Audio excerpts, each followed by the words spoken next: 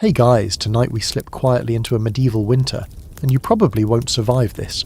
Not as you are now, wrapped in modern insulation and central heating, but as a poor peasant with thin walls, a fickle fire, and a season that feels actively hostile. So before you get comfortable, take a moment to like the video and subscribe, but only if you genuinely enjoy what I do here. And tell me where you're listening from, and what time it is there right now. Somewhere out there, someone is drifting off under a blanket while you're about to lie down on straw. Now, dim the lights, maybe turn on a fan for that soft background hum, and let's ease into tonight's journey together. You're standing at the edge of a small medieval village as winter closes in. The sky hangs low and pale, and the cold isn't dramatic or sudden. It's patient. It seeps in slowly, claiming fingers first, then toes, then the spaces between your ribs. This is the kind of cold that doesn't announce itself. It simply stays. You pull your cloak tighter, though it's little more than thick wool, and you already know tonight will be about endurance rather than comfort. The houses around you squat low to the ground, as if they've learned over generations not to challenge the wind. These are peasant homes, built quickly and cheaply, because life is uncertain and resources are scarce. Most are made of wattle-and-daub, wooden frames woven with branches and smeared with a mixture of mud, straw, and animal dung. A historical fact worth settling into right away. For the majority of medieval Europeans, stone houses were rare luxuries, mostly reserved for the wealthy or for churches. You, like most people, live in something that can technically be called a house, but only just. As you step inside one of these dwellings, the temperature barely changes. The walls slow the wind, but they don't stop it. You can feel faint drafts at ankle level, creeping in through cracks that were never properly sealed. The floor beneath your feet is hard-packed earth, cold and unforgiving. In wealthier homes, rushes or straw might be scattered on the ground, but here they're thin, reused and damp from weeks of tracked-in snow and mud. Your eyes adjust to the dimness. There are no glass windows, maybe a wooden shutter, maybe a bit of oiled cloth stretched across an opening. Light is a resource, just like heat, and winter steals both early in the afternoon. The sun sets, and with it comes the long night, stretching ahead like something to be endured rather than enjoyed. At the centre of the room is the hearth. This is everything. Cooking, warmth, light and sleep all orbit this small, unreliable fire. The hearth is usually just a shallow pit, or a few stones arranged to contain embers. There's no chimney in many peasant homes, at least not until later centuries, so smoke curls upward and lingers. Your eyes sting gently, your throat feels dry. You get used to it, because you have no choice. Fuel is precious. You can't simply keep the fire roaring all night. Wood costs money or labour, and forests are often controlled by lords who don't appreciate peasants helping themselves. Dried animal dung, peat, and even straw are burned when wood runs low. A quirky, but very real fact. Dried cow dung burns slowly and evenly, making it surprisingly valuable fuel in treeless regions. It smells awful, but warmth has a way of lowering standards. As night deepens, the fire is allowed to die down. You bank the embers carefully, covering them with ash to keep a trace of heat alive until morning. Someone, maybe you, will wake later to check it. Fire watching is a shared responsibility, because if the embers go out, relighting them in the cold is difficult, and starting a fire from scratch can take hours. Now comes sleep or something like it. There are no separate bedrooms here. The entire household shares this single space. You sleep near the hearth, not because it's comfortable, but because it's warmer by a small but meaningful margin. Livestock might be inside too. A goat, a pig, maybe a cow in harsher winters. Their body heat matters. Their smells are just another fact of life. You lie down on a mattress stuffed with straw or dried leaves, wrapped in a rough linen sheet if you're lucky. Over that goes wool, blankets, cloaks, anything that can trap air. You sleep fully clothed, boots sometimes still on, because undressing means losing heat you might not regain. The straw crackles softly as you settle. Something pokes your hip. You shift. It doesn't help. There is an ongoing scholarly debate you can almost feel pressing in around you. Just how miserable was medieval peasant life really? Some historians argue that we exaggerate the suffering, that people adapted remarkably well and didn't perceive their conditions as unbearable. Others point to skeletal evidence of chronic stress, illness, and shortened lifespans. Lying here, listening to the wind test the walls, you suspect both sides are right. You endure, but endurance isn't the same as comfort. Sleep comes in fragments. You drift off, wake, drift again. The cold nudges you awake just often enough to keep you from sinking too deeply. Somewhere in the dark, someone coughs.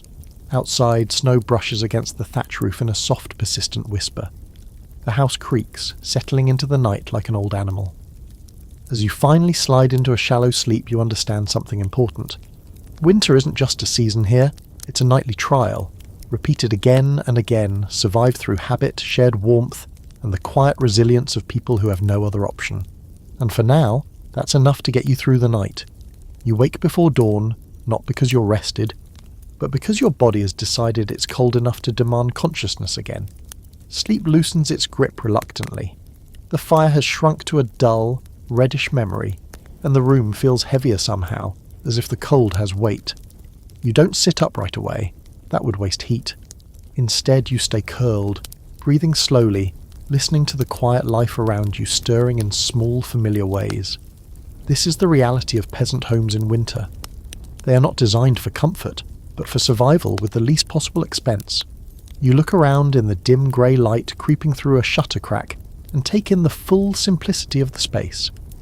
One room, sometimes two if the family's doing well, that's it. No corridors, no insulation layers, no separation between work, eating, sleeping, and sheltering animals. Everything happens here because everything must. A solid historical fact settles in here.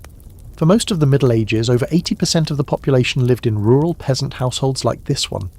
Kings, castles, monasteries, those are the loud parts of history. This room is the quiet majority. The design of the house reflects generations of trial and error. Low ceilings help keep heat from drifting upward too quickly. Small openings reduce heat loss. Thick walls of mud and straw act as crude thermal mass, absorbing warmth during the day and releasing it slowly at night, at least in theory. In practice, the system is fragile. When winters are mild, it works just well enough. When winters are harsh, it fails spectacularly. You can feel that now in the way the cold seems to seep not just through the walls but from the ground itself. Earth floors hold moisture and moisture steals warmth. Even with straw scattered beneath you, the chill creeps upward, finding knees, hips, shoulders. You shift slightly and feel movement nearby. Someone else shares the bedding space, maybe a sibling, maybe a child. Privacy is a foreign concept here. Sleep is communal not by choice but by necessity. Bodies clustered together conserve heat more effectively than any blanket. It's not unusual for extended family members or even travellers to share sleeping space on particularly cold nights. Hospitality isn't just kindness, it's risk management. One more warm body might make the difference between frostbite and survival. There's a strange psychological adjustment that happens in places like this. You stop thinking of the house as protection from the elements and start thinking of it as a negotiation. The wind pushes, the walls push back a little, the cold advances, the fire retreats slowly. Nothing is absolute. Everything is partial. You learn to measure success not by comfort, but by whether you wake up. A quirky but well-documented detail slips in here. Many medieval peasant homes were intentionally built slightly downhill from fields. This allowed cold air, which sinks, to pool around the house. That sounds terrible, and it is, but it also helped protect crops from frost by drawing cold away from fields at night. You sleep colder so your food can live. It's an invisible trade-off made long before you were born that shapes your nights now. As morning edges closer, someone finally stirs fully and crawls toward the hearth. You hear the soft scrape of ash, the careful coaxing of embers, blowing gently, feeding the fire just enough to wake it without wasting fuel. Flame returns slowly, shy and small. The light it gives off feels almost emotional. Warmth, even this faint, feels like reassurance. Scholars still debate how aware medieval peasants were of the risks they lived with daily. Did they fear winter nights the way we imagine, or did routine dull that fear into background noise? Some argue that constant exposure normalized hardship. Others believe anxiety was ever present, reinforced by sermons, folklore, and the memory of past famines. As you lie there watching the fire grow, you suspect fear exists, but it's quiet. Loud fear would be exhausting. Quiet fear you can live with. You sit up slowly now, joints stiff, breath visible in the half-light. The smell of smoke thickens as the fire strengthens. Without a chimney, it fills the upper part of the room first. Smoke-blackened rafters loom above, telling their own long story of winters endured. That soot isn't just dirt, it's insulation of a kind, sealing tiny cracks over time. Another accidental adaptation. Day will come eventually, and with it work, even in winter. But for now, this moment hovers between sleep and waking. You wrap your cloak tighter, inch closer to the hearth, and let your eyes close again for just a minute. In a world like this, rest isn't about comfort. It's about stealing small pockets of relief wherever you can find them, even if they only last a breath or two. You drift back towards sleep, but it never quite takes hold. Instead, you exist in that shallow space where you're aware of every sound. Every shift in temperature, every tiny failure in the walls meant to keep winter outside. The wind picks up again, and now you can hear it clearly, threading through gaps in the wattle and daub like fingers testing a lock. The house answers with small creaks and sighs, wood expanding and contracting as the cold presses harder. These walls are not solid in the way modern walls are. They are woven, smeared, patched and repatched. Up close you can see where the daub has cracked and been repaired with fresh mud, darker than the rest. Every repair tells a story of a past winter, a past storm, a past night, when the cold won a little too easily. A historical fact settles in here. Wattle and daub construction dates back thousands of years and was still common well into the late Middle Ages because it was cheap, fast, and used materials found almost anywhere. It was never meant to be airtight. Just enough. You feel the proof of that in your ankles. Cold air pools low, sliding along the floor like water. This is why people sleep raised slightly, on low platforms or thick piles of straw, anything to lift flesh away from the frozen earth. Even so, the chill finds you. It always does. You tuck your feet closer to your body, a posture learned not through instruction but repetition. Above you, the roof waits. Thatch, layered thickly from reeds or straw, is surprisingly good at insulation when it's dry. In winter, that's a gamble. Snow melts slowly against it, seeping inward if the layers are old or poorly maintained. You listen carefully for dripping. Water is as dangerous as cold. Wet bedding can mean sickness, and sickness in winter can mean death. There's a quiet comfort, though, in the sound of snow resting on the roof. It muffles the world outside, dulling the wind, pressing gently down. Snow can actually help insulate a house, trapping air and reducing heat loss. It's one of winter's rare small mercies, and people notice it. You notice it now, the way the wind suddenly feels farther away. A quirky detail floats in from the edges of history. Some peasants deliberately stuffed extra straw into roof gaps before winter, not just for warmth, but to discourage spirits. Folklore held that cold winds could carry malevolent forces, and sealing a house wasn't only practical, it was protective in a spiritual sense. You don't necessarily believe this, but on a night like this, belief feels flexible. You're not interested in inviting anything else inside. Sleep comes again, briefly. You dream lightly, disjointed images shaped by discomfort, a fire that won't light, a field frozen solid, voices calling from somewhere beyond the walls. Dreams in cold rooms tend to be sharp and restless, and waking from them feels less like returning and more like surfacing. When your eyes open, it's darker than before. This is the deep night, the longest stretch. Medieval people often divided sleep into segments, and you feel that rhythm now without naming it. You're awake, but not alarmed. Just awake. Someone else shifts nearby. A child murmurs, then settles. The livestock snorts softly, warm breath fogging the air.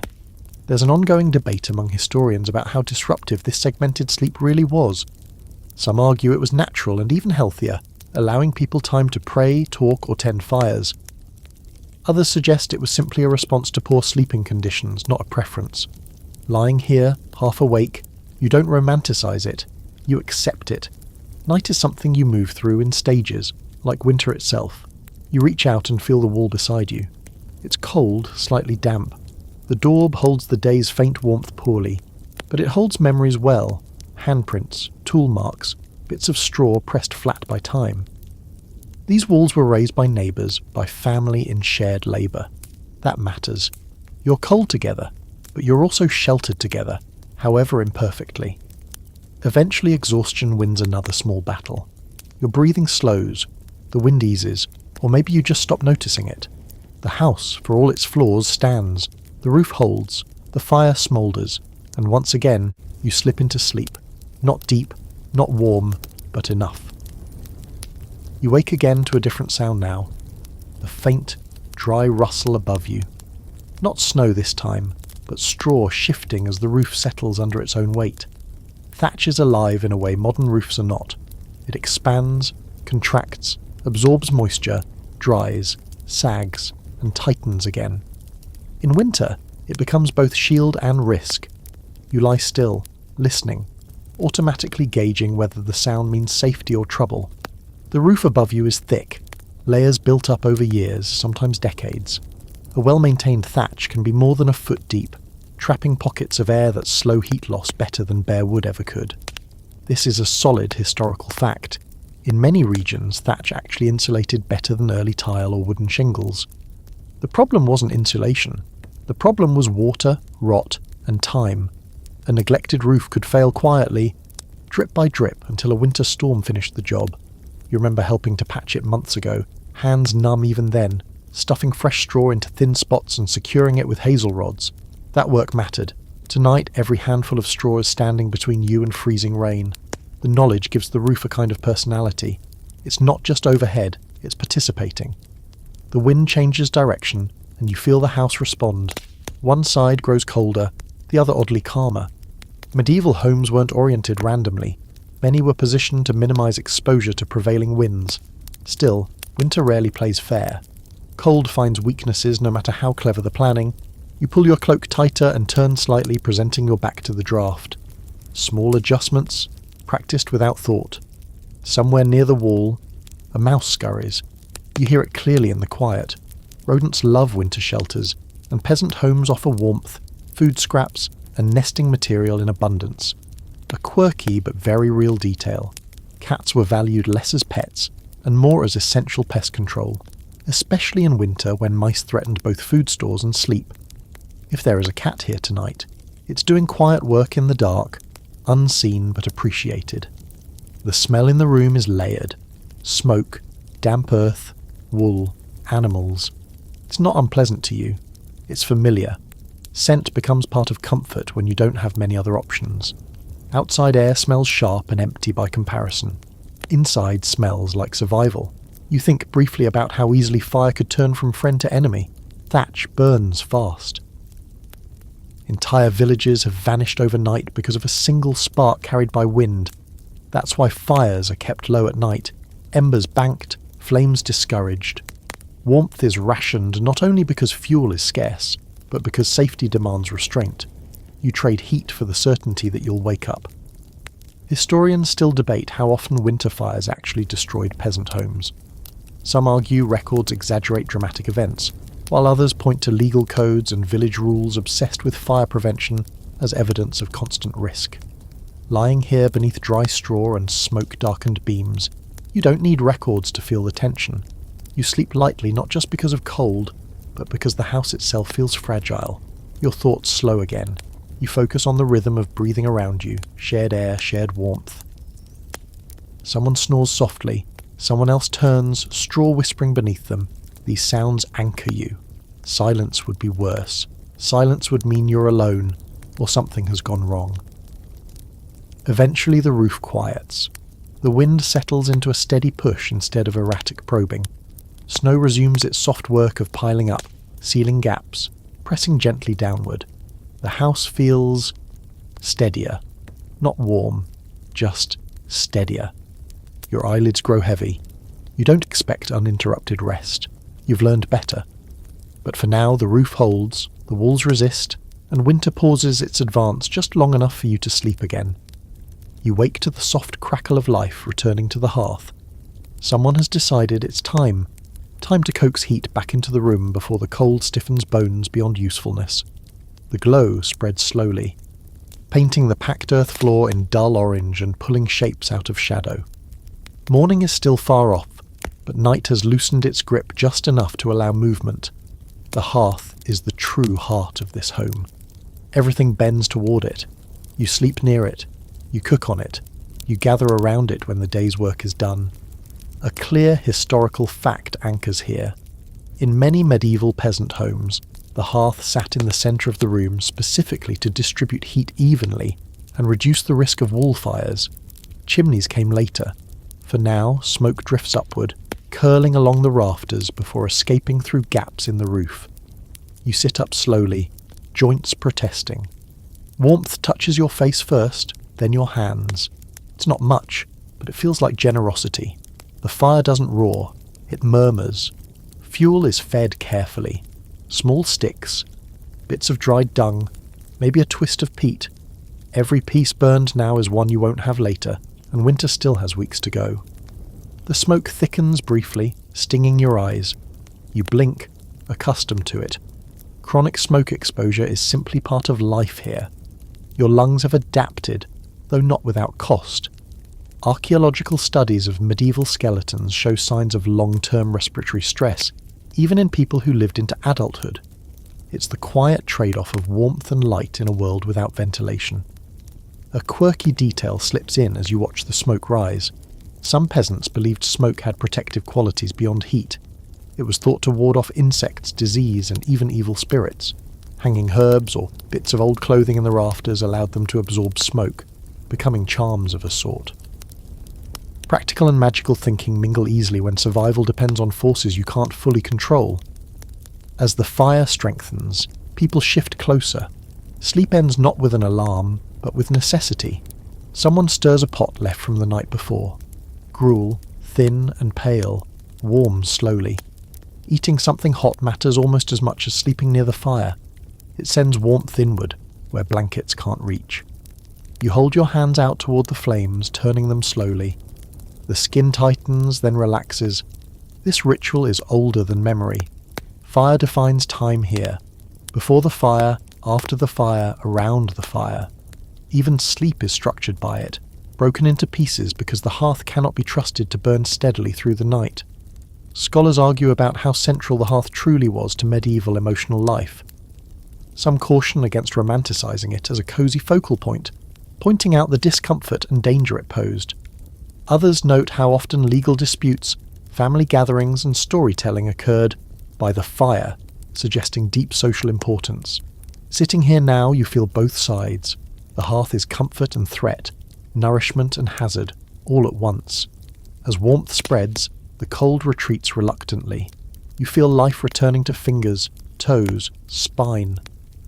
Outside, winter still waits, unmoved by your small victory. But inside this circle of light, you have carved out a temporary truce. Soon enough, you'll rise fully. Chores will begin. Animals will need tending. Snow will need clearing. But for this brief moment, you exist in the calm centre of the household, wrapped in smoke, warmth, and shared endurance. Sleep fades completely, replaced by the quiet satisfaction of having made it through another night. The fire settles into a steady, low burn, and with it comes the familiar mental arithmetic of winter survival. You watch each piece of fuel disappear, knowing exactly what it represents. Time, effort, risk. Every stick of wood had to be gathered, stolen carefully from the Lord's forest, or traded for. Peat had to be cut and dried months ago. Dung had to be shaped and left to harden in the summer sun. Heat is never just heat, it's stored labour. Fuel scarcity shapes the way you sleep. You don't expect the fire to last all night because it rarely can. Instead, you plan around its absence. That's why beds are close together. That's why animals are brought inside. That's why cloaks are worn even in sleep. A solid historical fact anchors here. Medieval peasant households often used less than a quarter of the fuel that later early modern households consumed, simply because they had no reliable access to more. You glance toward the doorway, sealed with a heavy wooden door and a cloth stuffed along the bottom to block drafts. It helps, but only a little. Wind finds its way in regardless. In some regions, people hung old sacks or woven mats over doors and wall openings in winter, creating crude layers of insulation. It looks messy. It works just enough. The cold outside sharpens as the night deepens again. You feel it even with the fire burning. This is the moment when decisions are made. Add more fuel now and risk running out later, or let the fire shrink and trust your layers to carry you through. Most nights, you choose restraint. The fire is fed sparingly, encouraged to smoulder rather than blaze. A quirky detail surfaces here. In especially poor households, people sometimes burned old tools, broken furniture, or even parts of fences during harsh winters. Archaeological layers show sudden absences, objects gone, replaced by ash. It's a desperate choice, but desperation is part of the season. You promise yourself you won't do that unless you must. Eventually the fire is banked again. Ash is pulled over the embers, sealing them in darkness. The room dims, shadows stretch and merge. It's time to sleep again. Not because you're ready, but because there's nothing more to do. You return to your place near the hearth, settling into the familiar discomfort. The straw mattress sighs beneath you. You arrange your cloak, tuck your hands beneath it, curl inward. Someone nearby shifts to mirror you, instinctively sharing warmth. There's a lingering question scholars still wrestle with. How much choice did peasants really have in how they managed winter nights? Some argue that community rules, landlord restrictions and church expectations tightly controlled behaviour. Others suggest households exercise surprising autonomy, making countless small decisions like this one: when to feed the fire, when to sleep, when to wake. Lying here, you feel the weight of those small choices. They add up, they matter. The room grows quiet again, the animals settle, the fire fades to a dull red memory. Cold begins its slow return, testing edges, probing gaps. You don't fight it directly, you wait, you conserve, you let your body do what it's learned to do over generations. Sleep returns in pieces, stitched together by habit and exhaustion.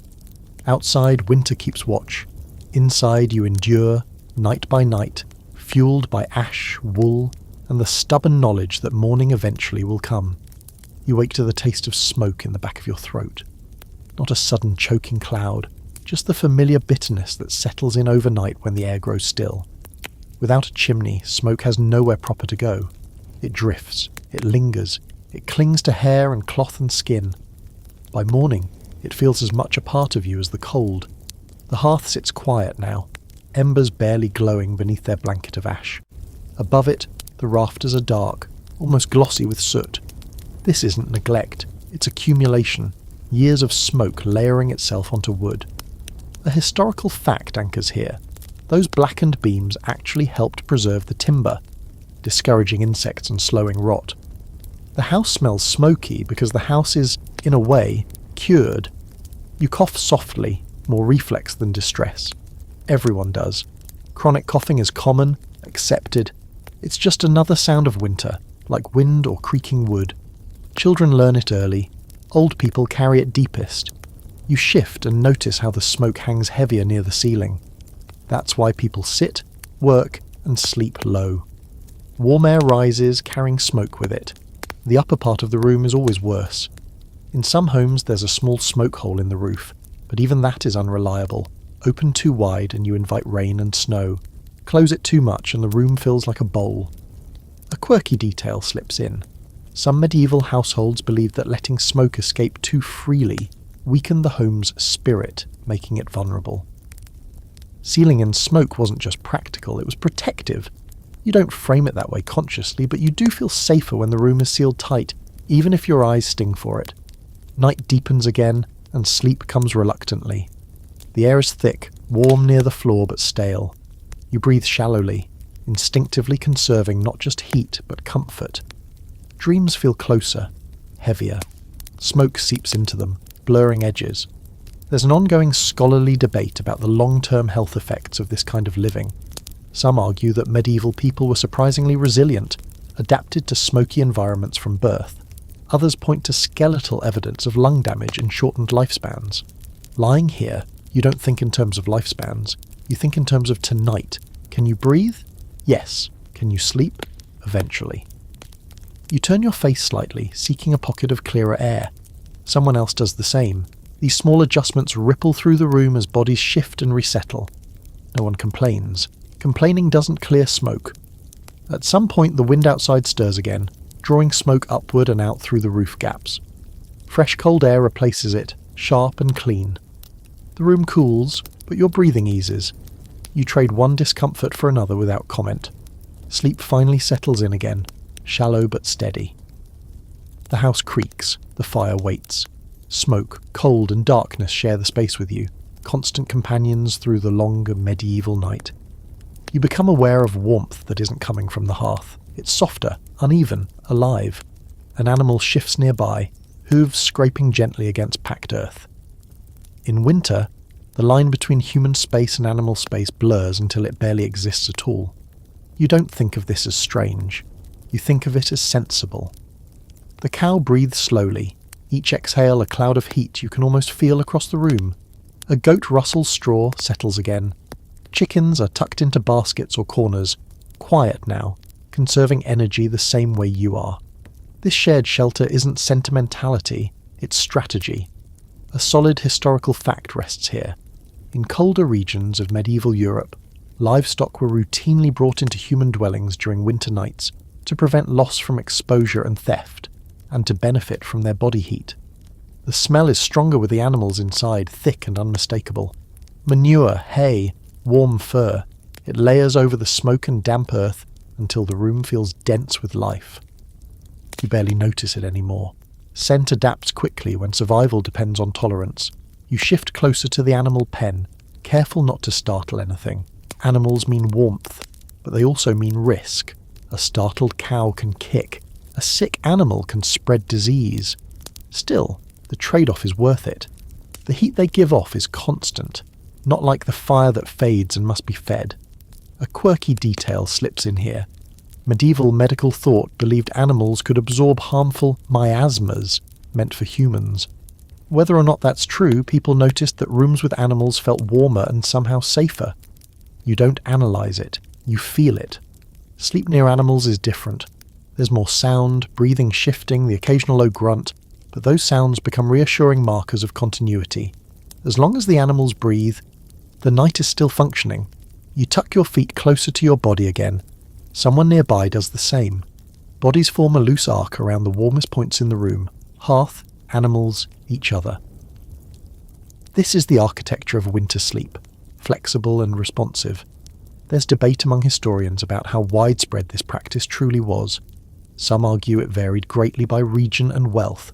Others believe it was far more common than written records suggest, simply because it wasn't worth writing down.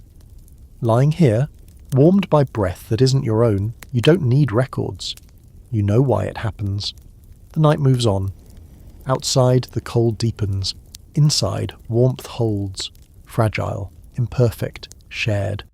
You drift again, sleep threading itself through the sounds of animals and the quiet endurance of everyone under this roof.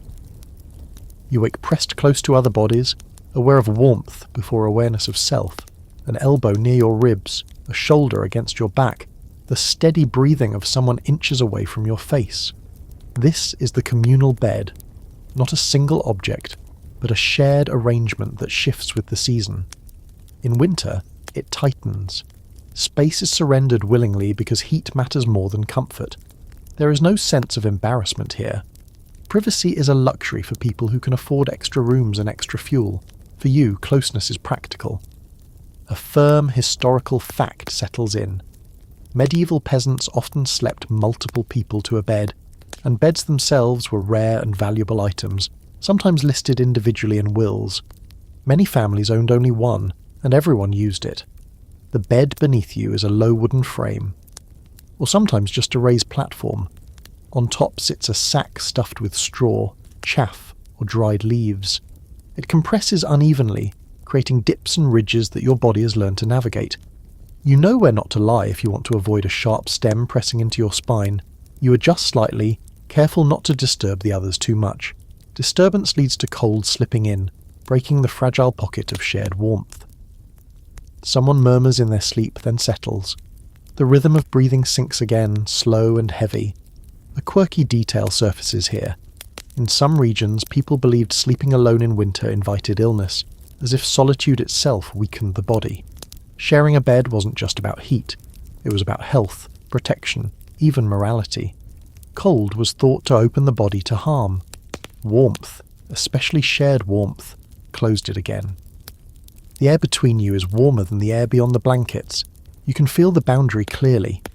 If you stretch an arm out, it meets cold almost immediately. You pull it back in, instinctively guarding that small zone of comfort. Sleep here is shallow, but communal. Dreams overlap in strange ways. Murmurs, half words, small movements. You're aware of the others even while unconscious. It's not intimacy as we define it now. It's coexistence. Historians still debate how people emotionally experience this closeness. Some argue it strengthened family bonds and social cohesion. Others suggest it simply normalised a lack of personal boundaries. From inside the bed, neither interpretation feels complete. This is not about bonding or boundaries. It's about not freezing. Outside, the wind brushes the walls again. Inside, the communal bed holds. Straw rustles softly. Breath rises and falls. And wrapped in shared warmth, you sleep on, carried through the cold by the simple fact that you are not alone. You become aware of the sound before anything else. A faint, dry whisper each time someone shifts their weight. Straw. It's everywhere beneath you, inside the mattress sack, loose on the floor, tucked into corners, caught in hems. Straw is the unsung material of winter sleep. Cheap, available, endlessly replaceable, and never quite comfortable. The mattress beneath you has no illusions of softness.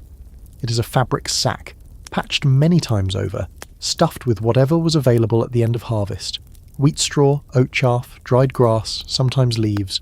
Over time it compacts unevenly, creating hard spots that press into hip bones and shoulders. You've learned how to lie, so the worst of it misses you. A solid historical fact settles here. Straw mattresses were typically restuffed once or twice a year, often in autumn, specifically to prepare for winter nights. Fresh straw smells faintly sweet at first, but that doesn't last. Moisture from breath and bodies seeps in. Mice nest if given the chance. Fleas thrive. You feel the occasional itch and resist scratching too much. Movement lets cold in. This is the quiet negotiation you make with your own skin. A quirky detail drifts in here. Some people mix dried herbs into their bedding. Lavender, wormwood, rosemary, not just for scent, but because they were believed to repel insects and bad dreams alike. Whether it worked or not, the practice persisted. If there's a faint herbal note beneath the smoke and animal smells tonight, it's doing double duty as comfort and superstition. You shift carefully, redistributing weight. The straw answers with a soft crackle, then settles. Someone else adjusts in response. The bed is a shared system. One movement affects everyone. Over time, you develop an unconscious courtesy. How to turn without disturbing. How to pull a blanket without exposing someone else. The blankets themselves are heavy wool, coarse but effective. Wool traps air even when damp, making it invaluable in winter. Linen sheets go underneath if you're fortunate, creating a barrier between skin and straw. You pull the wool higher, tucking it under your chin. The fabric smells of smoke and lanolin. It smells like winter. There's an ongoing scholarly debate about medieval sleep quality. Some argue that despite the discomfort, people slept better due to physical exhaustion and natural rhythms. Others point to fragmented sleep, pests and cold as evidence of chronic deprivation. Lying here, half aware of every itch and sound, you suspect sleep was less about depth and more about persistence. You sleep because you must, not because conditions invite it. The straw mattress holds you just well enough. Your body adapts, finding stillness. The itch fades, or you stop noticing it. Breath slows. The cold waits at the edges but doesn't quite break through. Above you, the roof holds. Around you, bodies share warmth. Beneath you, straw bears the weight of another winter night. And slowly, stubbornly, sleep carries you forward again. You never truly undress, not in winter. The idea itself feels risky, almost reckless. As sleep pulls you under again, you're still wrapped in layers, linen against skin, wool over that, maybe a second tunic if the night feels especially sharp. Clothing isn't just for day here, it's part of your bedding, part of your insulation strategy. A solid historical fact settles in. Medieval peasants commonly slept in the same garments they wore during the day, especially in winter, because clothing represented warmth and value. Removing layers meant exposing skin to cold air and wasting heat your body had already worked to build. Night clothes, as a concept, barely exist for you. You adjust the hem of your tunic, tucking it beneath you so it doesn't ride up and let cold sneak in at the waist. That gap, the small of the back, the hollow between ribs and hip, is where winter bites hardest. You've learned to guard it carefully. Experience teaches faster than the instruction ever could. Wool dominates everything. Cloaks, blankets, hose. It itches, especially when damp, but it works. Wool fibres trap air and retain heat even when wet, which makes them invaluable in a world where dryness is never guaranteed. Linen is smoother, cooler, and used sparingly, mostly as a barrier between skin and rougher layers. A quirky detail floats in here. Some people believed that sleeping with bare skin-touching wool invited illness, while others believed the opposite, that wool drew sickness out of the body. The result was a wide variety of habits, passed down through families, argued quietly, rarely written down. You follow what you were taught, not because you're certain it's right, but because it's familiar. Boots are nearby, sometimes still on feet if frost is severe. Leather stiffens in the cold, and thawing it with body heat keeps it usable by morning. Gloves might be worn too, fingerless if you need some dexterity during the night. Nothing is wasted. Everything serves more than one purpose. You become aware of how your own body contributes to warmth now. The slow burn of digestion, the steady work of blood moving through limbs, eating something warm before sleep matters. Hunger makes the cold sharper, more insistent. When your stomach is empty, winter feels personal. Historians still debate how effective these layers truly were. Some argue that without modern tailoring and insulation science, clothing could only do so much. Others note that generations of experimentation produced garments well suited to the climate. Lying here, wrapped in wool and habit, you don't analyse. You feel the difference when a layer shifts out of place, and you fix it immediately. The night stretches on. Your breath fogs faintly in the dim air. You curl inward, conserving heat, fabric creasing and settling around you. Fully dressed, fully aware, and still drifting towards sleep, you endure winter the only way available, by wearing it, rather than trying to escape it. An itch wakes you, not sharp enough to alarm, just persistent enough to demand attention. You shift slightly, then still yourself again, weighing comfort against warmth. Scratching means movement. Movement means cold. You wait, hoping the sensation fades on its own. This is the unspoken cost of medieval bedding. Warmth comes with companions you didn't invite. Fleas, lice, mites. They thrive in straw, wool, and shared sleeping spaces. A firm historical fact settles here. Parasites were nearly universal in medieval life, across all classes, but they were especially common among peasants who lacked frequent access to clean water and fresh bedding. You give in eventually, reaching carefully to scratch just once, quickly, then pulling your hand back under the blanket. The relief is brief. The itch returns somewhere else, as if in response. You sigh quietly and let it be. This too is part of the night.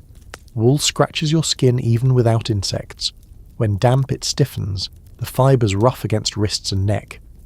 Linen helps, when you have enough of it, but linen is harder to produce and easier to wear out. You make do with what's left after years of use, patches layered on patches. A quirky detail slips in here. People sometimes rubbed their bedding with strong-smelling plants, or even smeared small amounts of animal fat mixed with herbs into seams, believing it would drive pests away. The smell was intense, but winter dulled noses and relief, real or imagined, was worth it. Sleep in a bed like this is a constant compromise. You drift, wake, drift again. Each time you wake, your body performs a quick inventory. Fingers numb, still warm enough. Toes stiff. Tuck them closer. Breath steady. Good. You learn to monitor yourself without fully waking, a skill refined by repetition. There's an ongoing debate among historians about how much medieval people suffered from sleep deprivation. Some argue that fragmented sleep was normal and not perceived as a problem. Others suggest chronic discomfort, pests, and illness made true rest rare. Lying here, half aware of every itch and rustle, you suspect the truth lies somewhere between. You rest enough to work. That's the measure that matters. The room smells faintly sour now, sweat trapped in wool, damp straw, animal heat. It's not pleasant, but it's warm. Cleanliness is seasonal.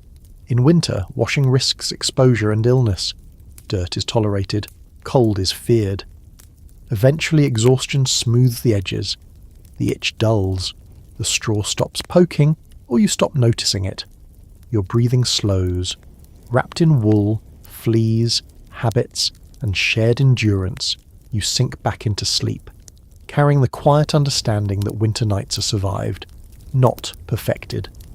You wake again, not fully, but enough to know the cold is shifting. It isn't sharper, just different. Thinner somehow, like it's probing for weakness. This is the hour when habits take over, when you perform small rituals without thinking because they've been practiced across countless winter nights. You pull the blanket tighter around your shoulders and tuck your chin down toward your chest. This posture isn't accidental, it's learned. The neck is vulnerable, so is the face.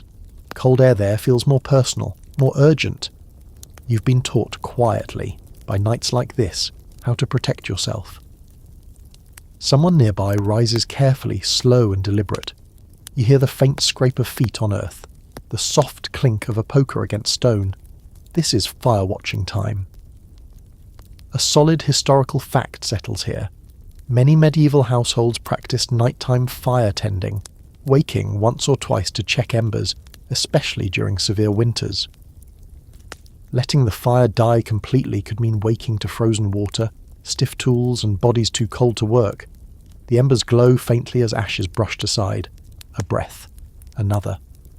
A small flame answers, fragile but alive. No one celebrates. This isn't a triumph. It's maintenance. The fire is fed just enough to keep it breathing, not enough to waste fuel. You stay still, letting the renewed warmth drift toward you. It takes time. Heat moves slowly in a room like this, impeded by bodies, walls, and the stubborn presence of cold. You feel it first on your shins, then your hands. A quirky detail slips in here. Some people whispered prayers or charms while tending the fire at night. Believing words spoken in darkness carried extra weight. Fire was alive in the medieval imagination, capable of listening, remembering, even judging. You don't whisper tonight, but you watch closely, respectful all the same. Once the embers are settled again, the watcher returns to the bedding. The room exhales collectively. No one speaks. Speech would waste warmth and break the spell of half-sleep everyone is clinging to. There's an ongoing debate among historians about how disruptive these nightly interruptions really were. Some suggest they fragmented rest beyond repair. Others argue that people adapted, sleeping in cycles that accounted for these moments. From where you lie, neither feels quite right. The waking isn't jarring, it's expected. Like turning over in your sleep, just extended to include fire and survival. You adjust again, resealing your cocoon of wool and bodies. The cold recedes a little. Not gone, never gone, but pushed back enough to tolerate. Outside, winter continues its patient work. Inside, you've answered it once more. Sleep creeps back in, cautious but willing. The fire breathes, the house holds, and you drift again, carried by habit, ritual, and the quiet vigilance that keeps you alive through the longest nights of the year. You wake stiff the way wood does when it's been left out too long. Your joints complain quietly as you shift. Not enough to stop you, just enough to remind you that cold settles deeper than skin. This is the price of the night watch, even if you weren't the one who rose. Cold seeps into everyone eventually. Fire watching leaves its mark on sleep. Even when someone else tends the embers, your body stays half alert, tuned to the possibility of failure. The absence of warmth is more dangerous than noise or darkness. You sense it before you see it, before fingers numb or breath turns sharp. That awareness never really shuts off. A solid historical fact settles here. In many medieval villages, households rotated nighttime responsibilities during extreme cold, especially when multiple families shared space. It wasn't uncommon for older children or younger adults to take fire duty so elders could rest. Survival was communal, structured quietly by necessity rather than rules written down. The embers glow faintly now, enough to keep water from freezing solid, not enough to chase the chill from bones. You curl inward again, protecting knees and elbows. The posture isn't comfortable, but it's efficient. Straight limbs lose heat faster. Compact shapes endure. A child stirs nearby, whimpering softly. Cold hits children harder. Their bodies have less mass, less stored warmth. Someone shifts closer to them, pulling a blanket tighter around small shoulders. No words are exchanged. Care is instinctive at this hour, efficient and silent. A quirky detail surfaces here. Some medieval parents placed heated stones or bricks wrapped in cloth near children at night, pulled from the hearth before sleep. It was risky. Stones cooled quickly and could burn if too hot. But when it worked, it gave hours of extra warmth. If you feel something solid and faintly warm near your feet tonight, this might be why. Sleep returns unevenly. Your body wants rest, but the cold keeps tapping you awake, just enough to remind you it's there. You drift, wake, drift again. This rhythm isn't measured in hours but in sensations. Warmth gained, warmth lost, warmth regained. Historians still argue about how winter sleep affected long-term health. Some suggest these repeated cold stresses strengthened resilience, much like physical labour did. Others argue it wore bodies down faster, contributing to joint disease and early ageing. Lying here, feeling stiffness creep into knees and hips, you suspect resilience and damage are not opposites. They coexist. Outside, the night begins to thin. Not lighter yet, but quieter. Wind eases. Snow settles. Inside, bodies resettle, preparing for the slow transition toward morning. You're not rested. But you're here, and in a medieval winter that counts. You sense morning before you see it. The cold changes again, losing some of its edge, becoming flatter, less aggressive. This is the hour when children stir more easily, when sleep grows lighter and less forgiving. Small bodies respond faster to discomfort, and winter nights are especially hard on them. A child nearby shifts restlessly, knees drawn tight to chest. Their breath comes faster, shallower. Children don't yet know how to sleep efficiently in the cold. They haven't learned all the small tricks. How to curl just right, how to trap air with fabric, how to ignore certain discomforts. They rely on proximity instead. You feel them press closer, seeking warmth instinctively, and someone else adjusts to make space. A solid historical fact settles here. Medieval childhood was physically demanding from an early age, and winter posed one of the greatest threats to survival. Infant and child mortality rates spiked during colder months, not just from freezing, but from respiratory illness worsened by cold, damp sleeping conditions. Winter nights were quiet filters, deciding who grew older. You become more aware of how carefully children are positioned, not near the door, not directly beneath a draft, close to adults, close to animals, close to the faintest promise of warmth. These arrangements aren't accidental. They're learned patterns, repeated year after year. A quirky detail surfaces here. In some regions, people believed children's souls wandered more freely during sleep, making them vulnerable to cold spirits. Extra layers, prayers, or charms were used not just to keep bodies warm, but to anchor souls safely through the night. Whether or not anyone fully believed it, the result was the same. Children were wrapped carefully, watched closely. The room is quieter now, the deep night behind you. Animals shift, sensing the coming day. A chicken stirs, feathers rustling softly. The cow exhales heavily, steam arising in the dim air. These sounds mark time more reliably than any clock. There's an ongoing debate among historians about how emotionally present medieval parents were, given the constant threat of loss. Some argue that high mortality led to emotional distance. Others believe it created intense practical forms of care focused on survival rather than sentiment. Watching the way blankets are adjusted, bodies repositioned, warmth shared without words, you lean toward the second. Care is everywhere here. It just looks different. You feel stiffness easing slightly as circulation improves. Morning brings movement, and movement brings heat. You don't rise yet. Rising too soon wastes what little warmth remains. Instead, you linger in this half state, watching children settle again, comforted enough to drift back into shallow sleep. Outside, the sky begins its slow lightening. Inside, the night releases its hold piece by piece. The children breathe easier. The cold loosens, and you remain still, sharing warmth, sharing space, carrying everyone quietly toward another winter morning. Morning doesn't bring relief so much as revelation. As light creeps in through the cracks and shutters, it exposes what the night has been doing quietly to bodies and air alike. You wake with a heaviness in your chest, breath slightly raspy, throat dry from smoke and cold. Illness is never far away here. It lingers, waiting for moments like winter sleep to weaken resistance. Cold and damp work together patiently. They settle into lungs, joints, skin. You've learned that sickness often begins at night, not dramatically, but subtly.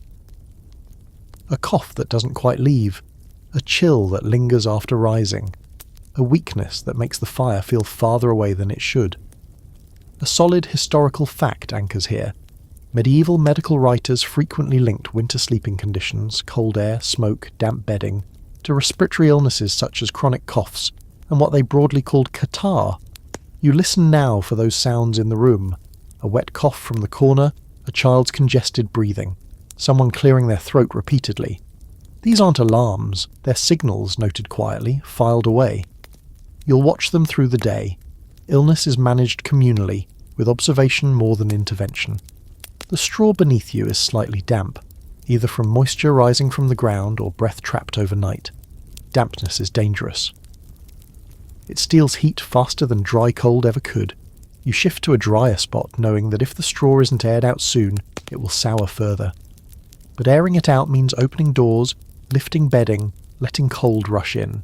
Everything has a cost. A quirky detail slips in here. Some medieval households believed illness could be caught from the ground itself during sleep. To counter this, they layered straw thickly or placed wooden boards beneath bedding. While framed as superstition, the practice did reduce moisture exposure. You don't think in those terms, you just know you feel worse when you sleep closer to the earth. The fire is coaxed awake again, more fully this time. Morning allows a little generosity. Smoke thickens, then thins as the draft improves with open shutters. You cough once, twice, then it eases. Warmth helps. It always does. There's an ongoing scholarly debate about how medieval people understood illness versus environment. Some argue they lacked any real sense of germ transmission, and therefore misattributed causes. Others note that while explanations were framed through humours and spirits, practical responses, warmth, dryness, rest, were often effective. Sitting here, feeling your chest loosen as the fire grows, you sense that understanding doesn't need modern language to be useful. You stretch slowly, joints protesting, breath steadying. If you're sick, you'll still work today. Most people do. Winter doesn't pause for weakness. But you'll stay closer to the fire tonight. Someone will notice. Adjustments will be made. Illness isn't dramatic here. It's woven into daily life, especially in winter. You sleep through it when you can, breathe through it when you must, and hope that when the night comes again, warmth, habit, and shared endurance will be enough to carry you through once more. By now, you've learned that not all winters feel the same. Even within the same lifetime, nights vary.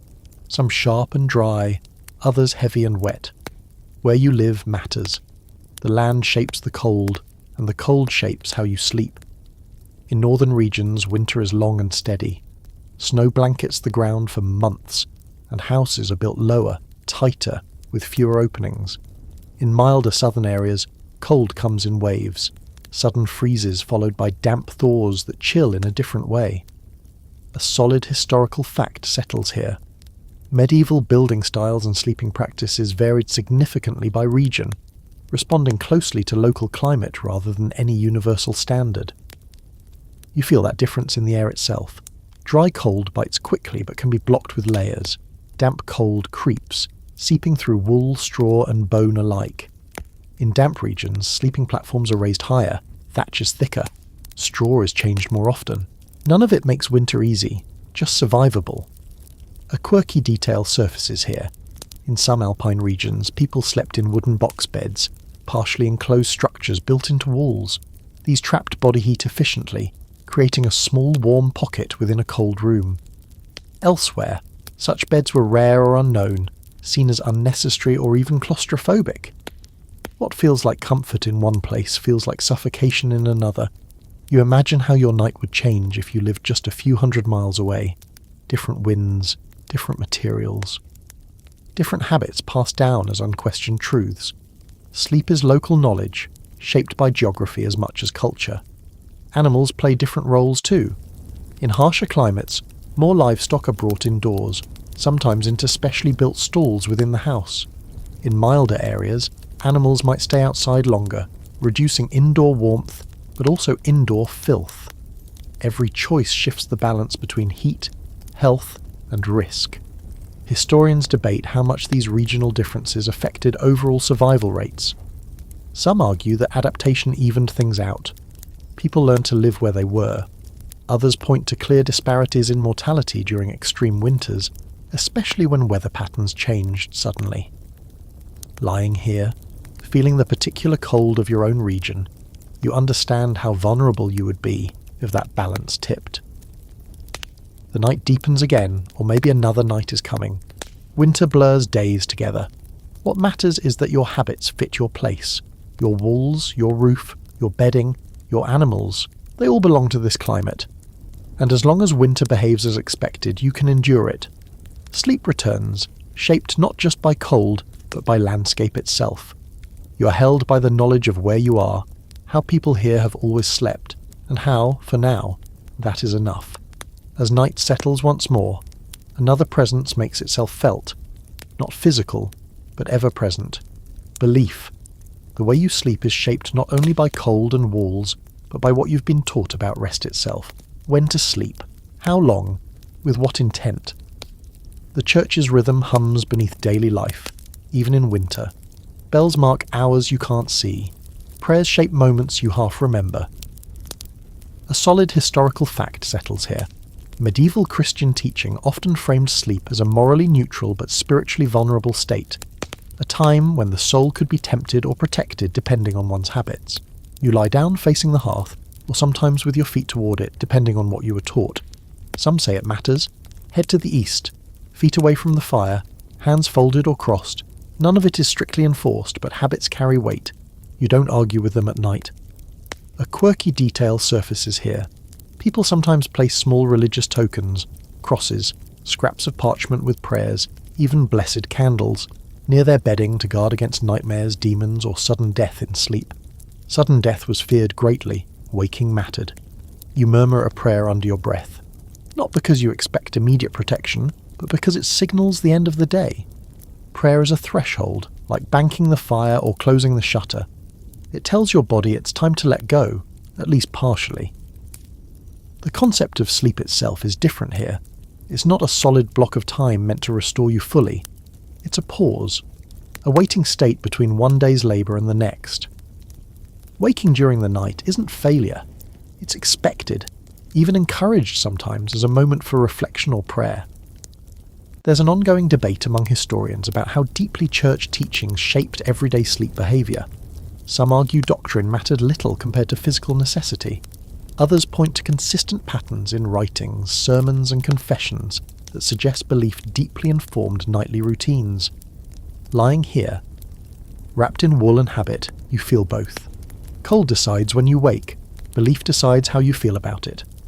The room quiets again, bodies settle, fire dims. You cross yourself, or at least think about it, and let sleep come. Not as escape, but as another form of endurance shaped as much by faith as by frost. You wake in the dark without panic. This moment feels familiar, expected, almost scheduled, even though no one ever named it that way. The room is quiet, but not empty. Breath moves. Embers glow faintly. Night still holds, but it has shifted. This is the space between sleeps. You lie still for a while, letting awareness settle. Medieval nights are not meant to be conquered in one stretch. They unfold in parts. A solid historical fact anchors here. Many historians now agree that pre-industrial Europeans commonly experienced first sleep and second sleep, with a waking period in between, especially during long winter nights. During this waking time, you don't rush. There's no clock urging you back to bed. You listen. Someone nearby sits up slowly. Another coughs, then quiets. The animals stir, then settle again.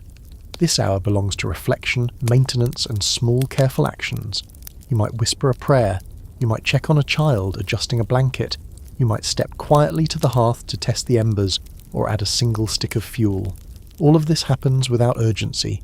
The cold is known, it's accounted for. A quirky detail surfaces here. Some medieval writers described this middle-of-the-night waking as the best time for clear thinking, believing the mind was calm and unburdened. Important conversations, confessions, and even conception were thought to happen most naturally during this hour. The world was quieter. So were expectations. You sit up briefly, pulling your cloak tighter. The floor is brutally cold now. You don't linger. Tasks are done quickly, efficiently. Then you return to the bedding, bringing whatever warmth you can back with you. There's an ongoing scholarly debate about whether segmented sleep was biologically natural or culturally enforced by long nights and limited light. Some argue it reflects a human circadian rhythm suppressed by modern schedules. Others say it was simply adaptation to winter darkness. Lying here in the stillness, you don't care which is right. This is how your night works. Gradually drowsiness returns, not sudden, not overwhelming. It seeps in slowly, like warmth creeping back into fingers. The second sleep is often deeper, heavier, less dream-filled. You curl inward again, sealing yourself against the cold. As sleep claims you once more, you don't resist. You've done what this hour required. The fire holds, the room holds, and wrapped in darkness and routine, you sink into the second half of the night, carried forward by a rhythm older than memory. Dreams come differently in the second sleep. They're quieter, less jagged, as if the mind has already spent its sharp edges earlier in the night. You drift through images shaped by the world around you. Fields under snow, firelight on walls, shadows moving where animals breathe. The line between dream and waking thins, and fear slips in more easily there. In winter, darkness feels heavier. Without streetlights or distant glow, night presses close. Every sound seems intentional. A creak isn't just wood, it could be something else. A historical fact settles here. Medieval folklore was rich with night spirits, demons and wandering souls, many believed to be most active during the coldest hours before dawn. You half wake at a sound, heart ticking faster for a moment. Then reason returns. It's only the house settling, or a goat shifting, or wind. You've learned to catalogue these noises, assigning them quickly to the ordinary so fear doesn't spiral. A quirky detail surfaces here. People often slept with protective objects close at hand.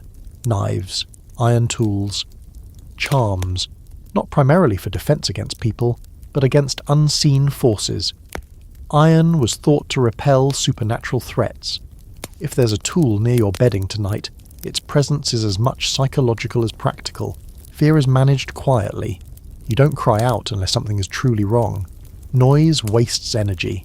It draws attention. Instead, you murmur a prayer or grip the wool tighter and wait for the feeling to pass. Most of the time, it does. There's an ongoing debate among historians about how seriously medieval people believed in these nighttime dangers. Some argue belief was literal and pervasive. Others suggest folklore functioned more as metaphor and caution.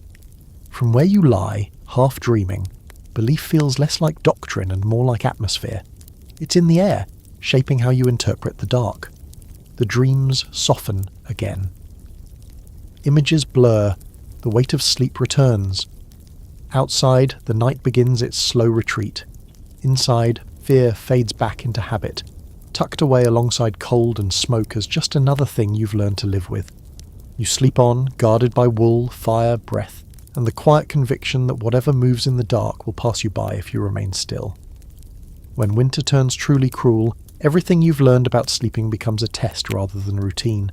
These are the nights remembered years later, spoken of quietly, measured against one another. That winter. The cold then was different, deeper, longer, less forgiving. You feel it before anyone says it aloud. The fire doesn't seem to help as much. Breath fogs thicker. Straw stiffens instead of yielding. Even clustered bodies struggle to keep warmth circulating. A solid historical fact anchors here. Extreme winters in the Middle Ages, often linked to volcanic eruptions or climatic shifts, caused widespread famine, with cold nights accelerating starvation by forcing bodies to burn precious calories just to stay warm. Hunger changes sleep first. When food runs low, warmth becomes harder to generate. You go to bed already cold, stomach hollow, knowing sleep will be shallow and restless. Dreams turn sharper. Waking hurts more. Cold feels personal, almost accusatory. You curl tighter than usual, spine rounded, knees pressed hard to chest. There's no elegance left in it, only efficiency. Someone near you shivers uncontrollably for a while before exhaustion stills them. Shivering burns energy, but letting the cold settle burns more. You don't comment, there's nothing useful to say. A quirky detail surfaces here. During severe famines, people sometimes slept sitting up, pressed together, believing it conserved heat better and reduced the risk of cold death in sleep. Whether true or not, desperation breeds innovation. Tonight, if your posture feels wrong but warmer, that's why. The house itself struggles. Thatch groans under snow weight. Walls feel brittle. Water freezes inside containers, sometimes inside the body. Animals grow quiet, conserving energy the way you are. Their warmth matters more than ever, but they need food too, and that food may already be gone. Historians still debate how often starvation alone killed versus cold compounded by hunger. Some argue famine deaths are overstated, others that they're undercounted because records blur causes together. Lying here, ribs aching with cold and emptiness. You understand how inseparable they are. Hunger weakens warmth, cold deepens hunger. Sleep suffers first. Morning, when it comes, brings no relief, only confirmation that you've made it through another night, and that, in winters like these, is not a given. As you drift in and out of restless sleep, you hold on to the simplest goal imaginable. Stay alive until light.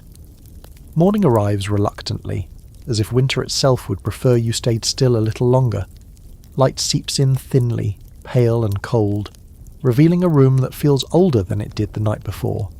You wake stiff and slow, muscles reluctant to obey. The night hasn't defeated you, but it's taken its toll. You sit up carefully because standing too fast makes the cold bite harder. Blood moves sluggishly after hours of conserving heat. Fingers feel thick, clumsy. Toes ache as warmth returns in sharp pulses. This pain is familiar. It's proof of circulation, of life returning where cold tried to settle permanently. A solid historical fact anchors here. Medieval medical texts warned against sudden movement after cold sleep, believing it could shock the body and invite illness. Whether framed through humours or simple observation, the advice held: move slowly, warm gradually, survive another morning. You swing your legs over the edge of the bedding and place your feet on the earth floor. The shock is immediate. Cold rises straight through leather and skin, up the bones. You hiss quietly and shift weight, stamping once or twice to wake feeling back into your soles. Someone else does the same. Morning sounds are subdued, no chatter, just breath and movement. The fire is encouraged again, this time with intention. Morning allows a bit more fuel because work depends on warmth. Smoke thickens, then lifts as shutters open briefly, letting out stale air at the cost of letting cold rush in. You brace yourself as it does. The trade is worth it. Fresh air clears the heaviness from your chest. A quirky detail slips in here. Some people believe the first breath of morning air carried special strength, especially after a hard night. Even when it burned cold in the lungs, it was thought to reset the body. You inhale deeply anyway. It hurts. It helps. You stretch carefully, joints popping softly. Knees protest. Hips feel older than they should. There's an ongoing debate among historians about how winter sleep affected long-term mobility. Some argue constant cold and hard bedding accelerated joint degeneration. Others note that people remained physically active well into later life. Standing here, stiff but upright, you feel both truths in your bones. Clothing is adjusted, not changed. Layers are shaken out, retied, retucked. Damp spots are noted. Bedding will need airing later if the weather allows. Straw might need replacing soon. These are tasks added quietly to the day's mental list. You're tired, but not surprised by it. Winter mornings aren't about feeling rested. They're about being functional. You've made it through the night. Your body, slow and aching, confirms it. And as you step closer to the fire, letting warmth return inch by inch, you prepare yourself to do what winter always demands next. Keep going. As the day moves on, traces of the night remain everywhere you look. In the corners of the room, straw lies flattened where bodies pressed warmth into it, ash marks where the fire was tended in the dark. Damp patches show where breath and earth met and lingered too long. These quiet remnants are what later generations will have to work with when they try to understand how you slept. You don't think of it as evidence. You think of it as cleanup. Bedding is pulled apart and, if the weather allows, carried outside to be aired. Even a short exposure to pale winter sun helps drive out dampness and pests. A solid historical fact anchors here. Archaeological excavations of medieval peasant homes rarely uncover beds themselves, but they do reveal layers of compressed straw, ash, and organic residue that indicate where and how people slept. You lift a straw mattress and feel its weight, heavier than it should be from moisture and use. This one will need restuffing soon. You make a mental note. Straw is cheap, but time and labour are not. Still, failing to refresh bedding invites illness, pests, and colder nights ahead. A quirky detail surfaces here. Some archaeologists have found small personal objects, beads, pins, knives, near sleeping areas, suggesting they were kept close at night. These items aren't treasures. They're tools, charms, habits made physical. If something sits near where you sleep, it matters enough to guard. You sweep the floor with a bundle of twigs, pushing aside debris, ash, and droppings from animals that spent the night indoors. Cleanliness is relative. You're not trying to make the space spotless. You're trying to reset it enough for the next night. Winter sleep is cyclical. Each morning is preparation. There's an ongoing debate among historians about how accurately archaeology can reconstruct peasant sleep. Some argue the evidence is too fragmentary. Organic materials decay, habits leave little trace. Others believe that when patterns repeat across sites, a picture emerges. Standing here, looking at straw worn thin in certain spots and untouched in others, you know there's a logic to it. Bodies choose warmth instinctively. Patterns form whether anyone records them or not. You glance toward the hearth. Its position explains everything: where people slept, where animals clustered, where tools rested overnight. The house organises itself around heat, and sleep follows heat like a shadow. By the time bedding is shaken and straw redistributed, your body feels warmer, looser. Movement helps. It always does. Night may define winter, but day repairs it piece by piece. What remains from sleep isn't comfort or rest, it's information. Where the cold was strongest, where the fire failed, where bodies needed to cluster tighter. You carry that knowledge forward, adjusting to night's arrangements before night even arrives. As evening draws in again, you find yourself thinking, not philosophically, just practically, about what you know and what you don't. Winter sleep is something you do, not something you analyse. And yet, centuries later, people will argue over it, trying to reconstruct nights like yours from fragments and guesses. There are things they'll agree on easily. The cold was real. The houses were simple. The fire mattered. But beyond that, debate fills the gaps. A solid historical fact anchors here. Much of what we know about medieval peasant life comes not from peasants themselves, but from records written by clergy, landlords, and later observers. People who did not sleep the way you do. Some scholars argue that peasant life, while harsh, was more stable than we often imagine. They point out that many people lived into their 40s and 50s, raised families, and developed effective coping strategies for winter. Others counter that this view smooths over suffering, ignoring skeletal evidence of malnutrition, joint damage, and chronic illness. You don't know those arguments. You feel their consequences. Even sleep itself is debated. Was it miserable? Was it simply different?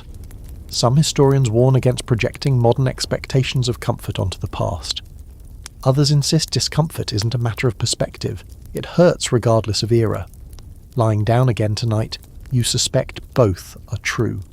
You don't feel cheated of comfort because you've never known another kind, but your body still aches. A quirky detail surfaces here. There's debate over how widespread beds actually were. Some evidence suggests many peasants slept directly on straw-covered floors rather than raised frames, especially in poorer households. Others argue bed frames were more common than assumed, but made of wood that rarely survives archaeologically. For you, the distinction barely matters. Floor or frame, the cold still rises. You think dimly about how little of your night will leave a trace. Straw rots, wool wears thin, smoke dissipates. The careful way you curl inward, the way you position yourself near warmth, none of that fossilises. And yet, these choices define your survival more than anything written down. Historians will continue to argue, filling journals and lectures with words about people like you. Some will get close, some will miss entirely. That's inevitable. Winter sleep is lived knowledge. It's learned through cold fingers and restless nights, not theory. As darkness settles again, you don't need certainty. You need warmth. You arrange bedding slightly differently tonight, based on what you learned last night. You bank the fire a little more carefully. You pull the blanket higher. These are your conclusions, drawn not from debate but from experience. And once again, that is enough. Night settles in for the final time, and by now, winter sleep feels less like an event and more like a state you move through. You no longer brace yourself against it. You arrange, adjust, accept. The cold is still there, the discomfort unchanged, but your relationship to it has shifted. This is what endurance looks like when it becomes routine. You lie down knowing exactly where your body should go, not too close to the door, close enough to the hearth to feel its memory, even when the flame fades. Near others, but not pressed so tightly that movement becomes impossible. These decisions are quiet, almost unconscious now, shaped by nights like this one stacked on top of each other. A solid historical fact settles here, gently. Despite the hardship, medieval peasants survived winter after winter in enormous numbers. Villages persisted for generations. People married, worked, aged, told stories and slept. Poorly perhaps, but sufficiently. The system worked not because it was kind, but because it was adaptable. A quirky detail surfaces one last time. In some regions, people believed the house itself slept in winter, growing sluggish and fragile in the cold months. You were meant to move gently, speak softly, tend fire carefully, so as not to disturb it. Whether believed literally or not, the effect was real. Winter nights were quieter, slower, more deliberate. You feel that slowness now. Breathing deepens, movements stop, even thought softens at the edges. There's no expectation of perfect rest. There's only the hope of making it through until morning again. The scholarly debates you'll never hear continue somewhere far away in the future. Were these nights unbearable? Were they simply different? Did people suffer constantly, or did they normalise hardship so completely it faded into the background? Lying here, wrapped in wool and habit, you suspect the answer is unsatisfying to scholars and perfectly adequate to survival. You suffered when you had to. You ignored it when you could. The fire settles, animals breathe. The house creaks softly, familiar and tired. Snow presses gently against the roof, insulating even as it threatens. Everything is balanced on small margins, but for tonight the balance holds. Sleep comes, not deep, not luxurious, but real. And as it does, you understand something simple and powerful. Poor peasants slept through freezing medieval winters not because they were comfortable, but because they were resilient, communal, and endlessly adaptable. They slept because they had to, and because, night after night, that was enough. The night eases now, and you don't fight it anymore. Your breathing slows, matching the quiet rhythm of the room you've inhabited for so long. The cold is still there, but it feels distant, less demanding, as if it knows it won't win tonight. You imagine the centuries stretching forward, new roofs, new walls, new ways of sleeping, yet all of them resting on nights like these. Nights survived rather than conquered. Nights shared rather than endured alone. Nights where warmth was found not in comfort but in closeness and habit. Your body settles the way it always has, curling inward, conserving what little heat it holds. The fire is a memory now, the animals quiet, the house steady. Nothing dramatic happens, and that, in winter, is the greatest success imaginable. So let your own shoulders drop, let your jaw loosen. Let the steady hum of the world, real or imagined, carry you the rest of the way. You've walked through the cold, lay down on straw, listened to wind and breath and fire and come out the other side. There's no rush now, just darkness, quiet, and the gentle certainty that morning will arrive when it's ready.